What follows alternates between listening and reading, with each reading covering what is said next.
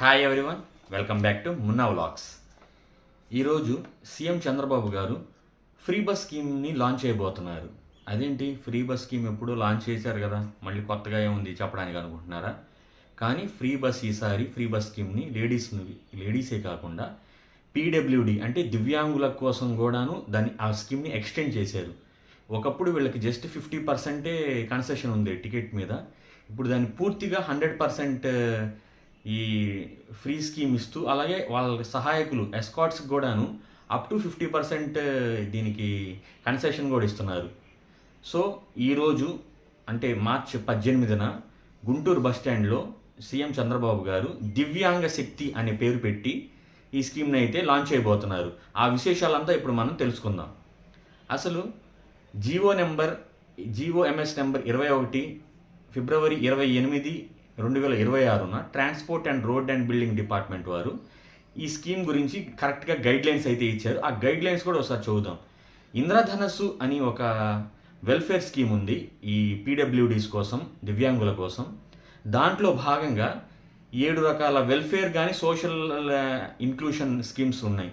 దాంట్లో భాగంగానే ఈ దివ్యాంగ శక్తి అనే ఈ ఫ్రీ బస్ స్కీమ్ని తీసుకొచ్చారు. ఎందుకంటే దివ్యాంగులకి సోషల్గా అలాగే ఎకనామికల్గా వాళ్ళని బలపరచాలి అనే ఒక ఉద్దేశంతో ఈ స్కీమ్ని తెచ్చారని ఆ జీవోలో పేర్కొన్నారు.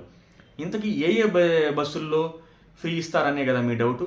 స్త్రీ శక్తి పథకం కింద లేడీస్కి ఏ రకాల బస్సులో అయితే ఫ్రీగా ఇచ్చారో మొత్తం అన్ని రకాల బస్సుల్లో వీళ్ళకి కూడాను ఫ్రీగా అయితే వెళ్ళనిస్తున్నారు. ఆ స్త్రీ శక్తి పథకం వచ్చిన బస్సులు కూడాను పల్లె వెలుగు, అలాగే city ordinary, next metro express, ఇలా అల్ట్రా పెల్ల వెలుగు, తెలుసు కదా.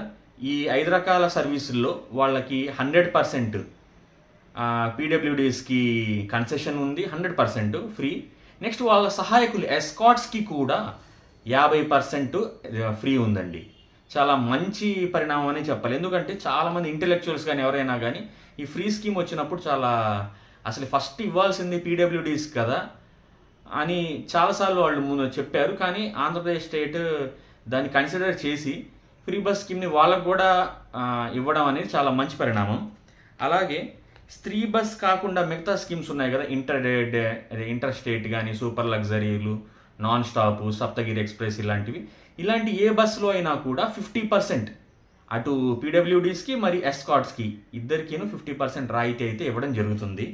అలాగే ఈ స్కీమ్ని ఎలా తీసుకోవాలి అంటే అది ఎలా అవైల్ చేసుకోవాలనే కదా చాలామంది డౌటు. ఈ బస్ పాస్ ఉంటుందండి, ఈ కౌంటర్ దగ్గర తీసుకోవాలి. ఈ బస్ పాస్కి ఏం కావాలంటే ముందు సదరం సర్టిఫికేట్ కావాలి.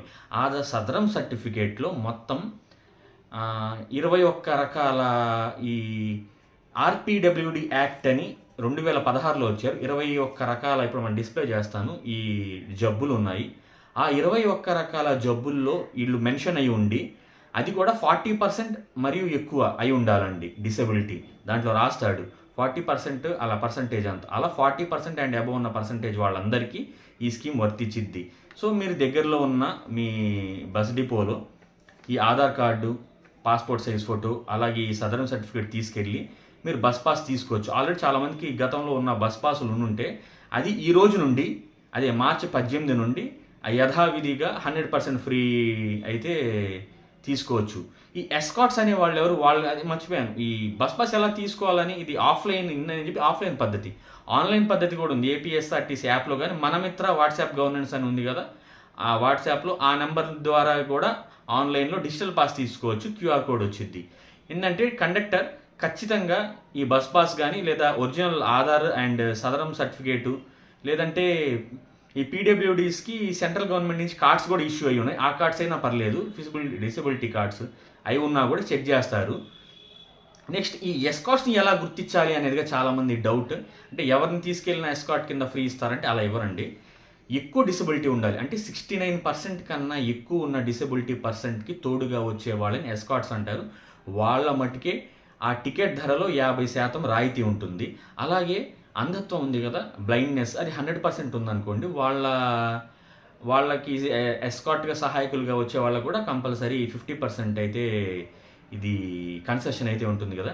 చాలా మంచి స్కీమ్ ఈరోజు అయితే లాంచ్ అవబోతుంది. ఇది ఈరోజు ఇందాక చెప్పినట్టు సీఎం చంద్రబాబు గారి చేతుల మీదుగా బస్ స్టాండ్, గుంటూరు బస్ స్టాండ్‌లో ఈ స్కీమ్‌ని అయితే అఫీషియల్‌గా లాంచ్ చేయబోతున్నారు. నాకు తెలిసి ఈరోజు మధ్యాహ్నం ఈవినింగ్ నుంచే వచ్చేయి ఉండొచ్చు ఈ సర్వీసెస్ అన్నీ.